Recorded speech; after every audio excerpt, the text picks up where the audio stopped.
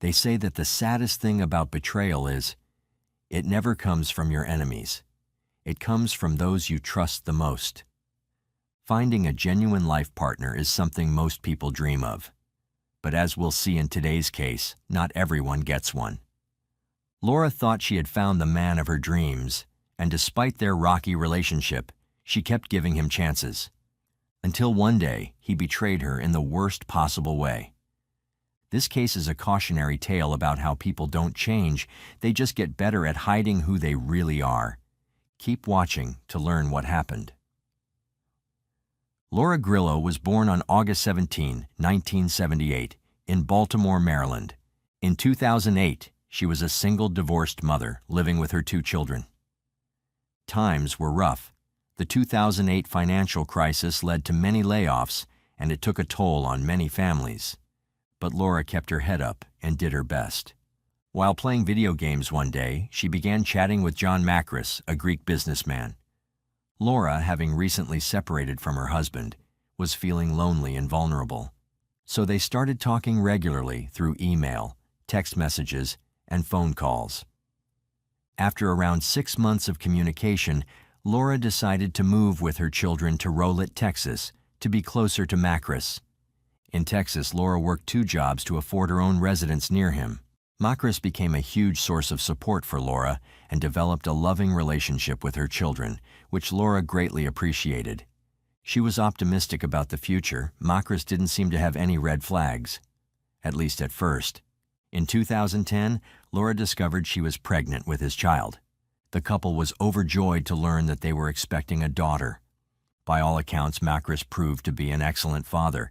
He actively took part in childcare duties, including changing diapers, playing with his daughter, taking her to the park, and showering her with affection. Their daughter, Maria, became the center of his world. Following Maria's birth, Laura and her 3 children moved into Makris's home and officially became a blended family. Laura assumed the role of a stay-at-home mother, caring for the children, and she was pretty happy with this arrangement. She also invited her brother Brian, who was on the autism spectrum and had hearing impairments, to live with them. This living situation was helpful for Brian, and Makris had no issues with it either. He welcomed him into the family. Laura and Makris jointly established a home remodeling business. In November 2014, they both completed the Citizens Police Academy program and became volunteers for police services. Their volunteer work included administrative tasks, community surveillance, search and rescue assistance, and issuing parking violation citations. As time went on, however, friends noticed that something was not right between the two. They were beginning to experience real difficulties that they hid from the world. In June 2015, Laura's patience with Makris had run out. Friends noticed that she was often sad and withdrawn, while he was possessive and jealous. Laura decided to end the relationship while Makris was away on a trip. Instead of telling this to his face, she decided to break up with him over email. Now, this might seem like a super impersonal way to do it, especially since he was the father of her child, but it's entirely possible that Laura was afraid of him physically lashing out on her. In her email, Laura shared many grievances she had with the relationship. First, Laura talked about all the difficulties she faced for 4 years and mentioned that she refused to continue the same pattern for another decade. She brought up challenging times during her pregnancy, including Makris's and his family's doubts about the paternity of their daughter. This situation had gotten so bad, she was forced to take a paternity test. Suffice to say, this can be quite a humiliating experience for any expecting mother. Laura acknowledged that there were a lot of good times, but the relationship had deteriorated so much over time that it wasn't worth continuing. She was concerned about the impact of their constant arguing on their children. Finally, Laura stated that she wanted to focus on caring for them by herself. This ended up being the most alarming part of the email, and one that would set into motion the tragedy that unfolded shortly after. Laura said that she will move away from Texas for better job opportunities and to provide a better life for her children. She ended the email by requesting Makris for some extra time to find a job and save money before moving out of their shared home. She also informed him that she had already discussed the situation with the children and prepared them for the changes, including the idea of a school transfer. Unsurprisingly, upon receiving this news, Macris reacted strongly. He returned home immediately. Macris begged her to reconsider the relationship and tried to reconcile with her. He refused to lose Laura, her children, and their daughter Maria. Nobody knows why, but Laura decided to stay with Marquis after he begged her to not leave. Maybe there was too much at stake, or maybe she wanted the stability of a two-parent home. Nevertheless, what happened next is something Laura could never have anticipated. In July 2015, Macris made a life-changing decision. He proposed to marry Laura in front of her 3 children and her brother, and the couple seemingly patched things up. Laura accepted his proposal, marking what they hoped would be a fresh start for their relationship and putting old problems behind. Over the next 4 months, Laura immersed herself in planning their wedding. She chose her best friend, Heather, as her matron of honor and asked her brother to walk her down the aisle. Macris, meanwhile, selected his co-worker, Jesus Trevino, to be his best man. At the time, nobody knew this, but his co-worker was hiding a horrible secret, one that would be uncovered after the tragedy. Friday, November 13, 2015 began as a typical day. It was now only 8 days before Macris and Laura's scheduled wedding. Laura left home early to take the children to school, while Macris went to Home Depot with his mother, who was visiting for the wedding. They were purchasing supplies for their business. Laura returned home between 8:10 and 8:22 a.m. Macris attempted to call her at 8:39 a.m. and again at 8:46 a.m., but she didn't answer. At 9:50 a.m., Macris, along with his 2 co-workers, Trevino and James Valleda, were at the Home Depot on Lemon Avenue in Dallas, purchasing doors. This location was 44 minutes away from Macris and Laura's home. From there, the group, including Macris's mother, drove to another Home Depot on Forest Central Drive, which was 22 minutes from the first Home Depot. Surveillance cameras at these locations confirmed their presence. At 11:30 a.m., the school contacted Macris, inquiring if someone would be picking up his daughter. After multiple unanswered calls to Laura, Macris reached out to a neighbor and asked them to check on Laura at their home. At the same time, Laura's brother Brian woke up and entered the kitchen. There, he discovered a sight that would haunt him forever. He saw a female lying face down in a pool of blood, clutching onto her purse. Reeling from the shock, he didn't immediately recognize who it was. Thinking it was Marcus's mother, Brian immediately dialed 911. A little while later, the neighbor arrived at the house, along with the police. As the police waited for the medical examiner to arrive at the scene, they quickly began to investigate the house. Upon examining the house, the police made some very important discoveries. First, there were no signs of forced entry, and the front door featured a push-button lock and unlock mechanism. Perhaps the attacker was probably someone who was known to the family.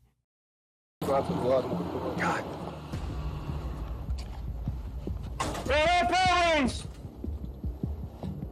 Stay on me, Drew. Clear. Clear. Got blood in the kitchen, blood down this hall. Next, they discovered shell casings from a .40 caliber weapon, a type more commonly associated with law enforcement than civilian use. This detail narrowed it down a bit more. In the bedroom, an open safe was found with its contents scattered about. Drawers and jewelry boxes had been emptied, and it was later reported to the police that a necklace valued at thousands of dollars was missing, along with cash. They speculated that Laura may have interrupted a burglary in progress. The investigators proceeded to collect fingerprint and blood evidence from the scene. As the search continued, Macris arrived at the scene, desperate for answers. The officers gave him the little information they had about this heinous crime, as the identity of the victim could not be confirmed without disturbing the crime scene. After the medical examiner's arrival, they carefully turned over the victim's body. To everyone's shock, the victim was Laura Grillo. She was holding her roll-it ID card in her hand. The examination revealed that Laura had been shot once above her left eye, with the bullet lodging behind her right ear. The presence of Laura's purse at the scene led police to conclude that she had been attacked almost immediately after returning home. The police first interviewed Laura's brother. He told police he had been asleep all morning and that he had woken up and found the body, but he had never heard the gunshot. At that point, they were viewing him with suspicion because he was at home during the crime, and not hearing a loud gunshot seemed impossible. However, he was later cleared after investigators learned about his hearing disability. He was completely deaf in one ear and partially deaf in the other. Next, investigators spoke with Macris, who seemed suspiciously unaffected by his fiancée's death. Macris was acting weird. It was almost like he was happy she was murdered. Rowlett Police Department Detective Cruz Hernandez said, "He cried very lightly for about a minute. It struck me odd that there was a lack of emotion or very weak crying. It just seemed strange to me." He provided details about his trips to Home Depot. Macris maintained he had no knowledge of the murder and told detectives there had been about $8,000 to $9,000 in their home's safe. Macris also passed a residue test, proving that he was not the one who fired the weapon. Just got through with the police officers and detectives at the scene. I'm sorry for your loss. I want you to know that we're going to find out what happened.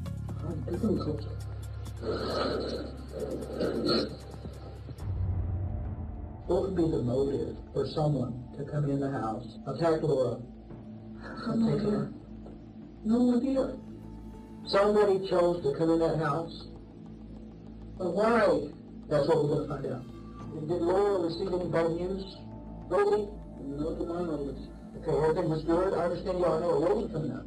Yes, we're in a week. In a week. Next, the investigators interviewed Macris's two co-workers who corroborated his account. CCTV footage also confirmed these stories. And he texted me, "Don't be late, whatever." Don't be late to 8 o'clock. We were gonna meet up at Home Depot. Which one? In Dallas. What happened then? Just started holding doors. Okay. He pulled up and He being John Okay. showed up and everything. We started working. Yeah. Okay. After leaving, Macris would talk to Laura's friend Heather and tell her that he felt the detectives were planning to pin Laura's death on him. This seemed strange to Heather because there wasn't any information being released about the case or who had done it. But still, at that point, Macris seemed to be in the clear. A few days following Laura's murder, investigators reviewed video footage taken at the crime scene that had been captured by a police officer's body cam. When asked about who lived in his home at that time, Macris mentioned Brian, the 3 children, himself, and his visiting mother. But there was one important person he neglected to mention. It looks like a gunshot wound. That is all I can tell you. You have cameras on the house? Yes. Do they record? They used to. I don't know if they do. Okay. Laura, his dead fiancée. This omission made everyone a little more than suspicious, particularly because at that point, Macris had not officially been informed that the victim in his house was his soon-to-be wife. So why didn't he say her name? What was he hiding? 3 days after Laura's murder, Macris informed the investigators that he would no longer speak to them without an attorney present. Well, let me cut to the chase a little bit. Jesus is a dumbass, all right? At the end of the day, you shouldn't hire a dumbass to do a job because he's going to screw it up, all right? And if he doesn't screw it up, he's going to talk about it. I didn't hire the dumbass, that's my problem. Do what? I did not hire the Come dumbass. on. I did not pay him any money, that's my problem. I did not want Laura killed. I tried to get married with her for at least 3 years. Mm-hmm. I loved her, I still love her.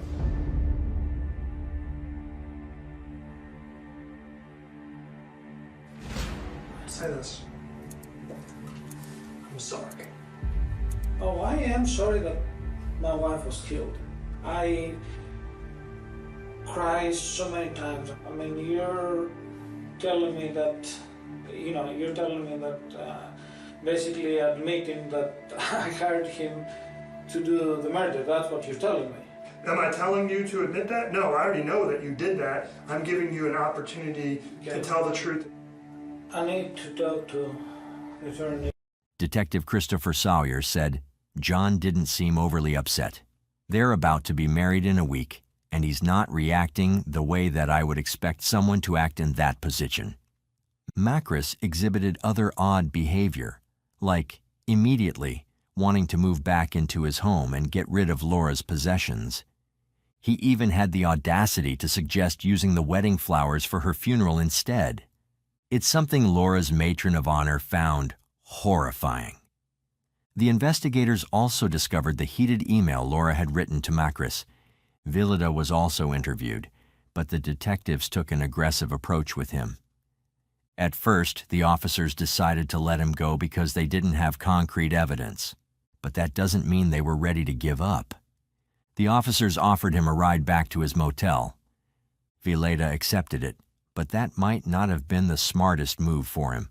Once they reached the motel room, the detective asked if he could search his room to clear him as a suspect.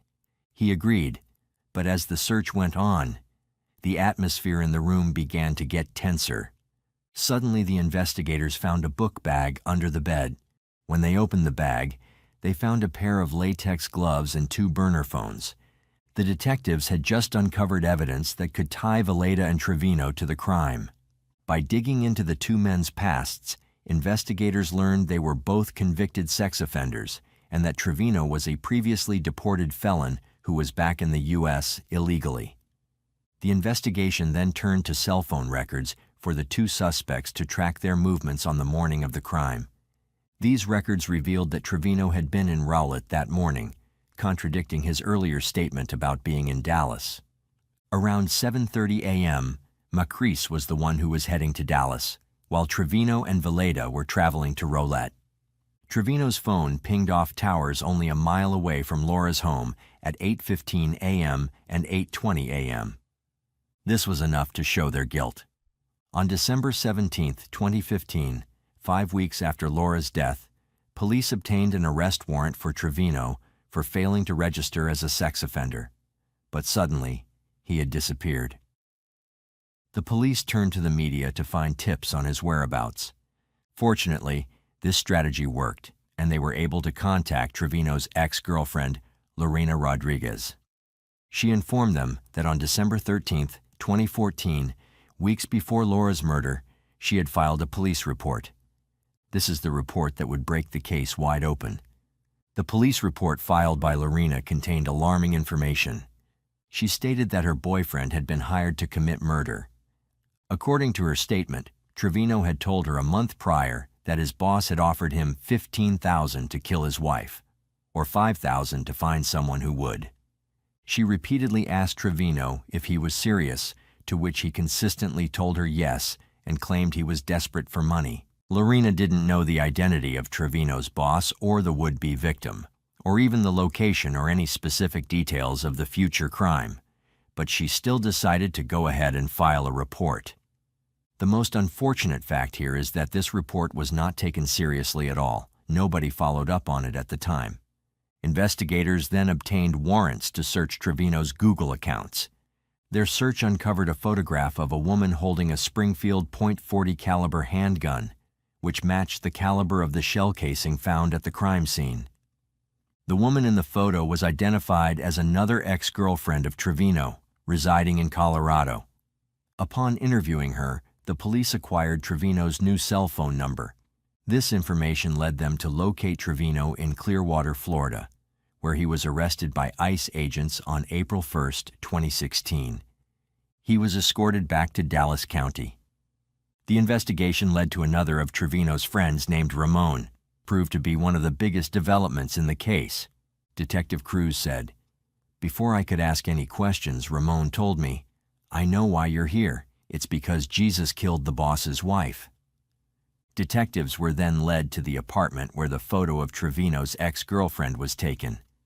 They interviewed the current resident, who was Trevino's former roommate. He revealed to the officers that Trevino had asked him to be the getaway driver many times. but it was an offer he had declined. On May 9, 2016, Vileda was arrested for failing to register as a sex offender. After questioning by police and a Texas Ranger, Vileda provided a full confession. He disclosed that Macris and Trevino had meticulously planned the details, including timing, the getaway car, routes through the neighborhood to avoid cameras, and signals from Macris indicating when to proceed to Rowlett. Vileda stated that Trevino had told him about being paid $15,000 by Macris to murder Laura. Vileda cooperated with the police, showing them the getaway car and the route they had taken that morning. Law enforcement recovered the vehicle, a silver Kia, which had been purchased on Craigslist specifically for use in the crime and then abandoned. The investigation revealed that Trevino and Vileda made several unsuccessful attempts to carry out their plan before the actual crime took place. On one occasion, they aborted the attempt because a neighbor's garage door was open.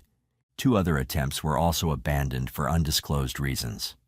On the morning of Friday, November 13, 2015, Macris sent a text message to Trevino informing him that both he and Laura had left the house.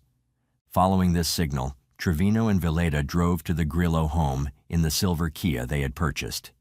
Trevino, who was familiar with the house and knew the front door code, concealed a gun in his hoodie pocket before approaching the residence.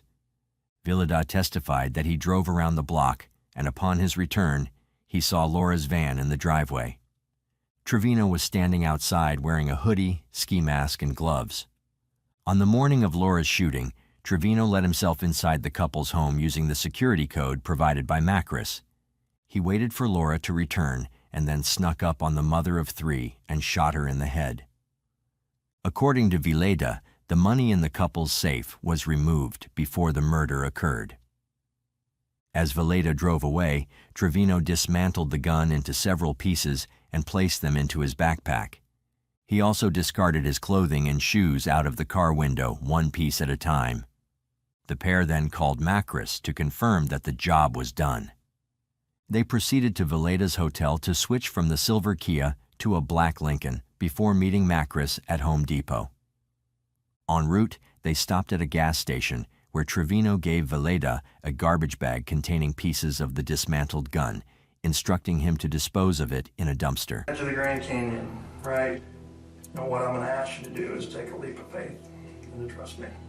All right? You're my friend, right? I'm trying to be your friend.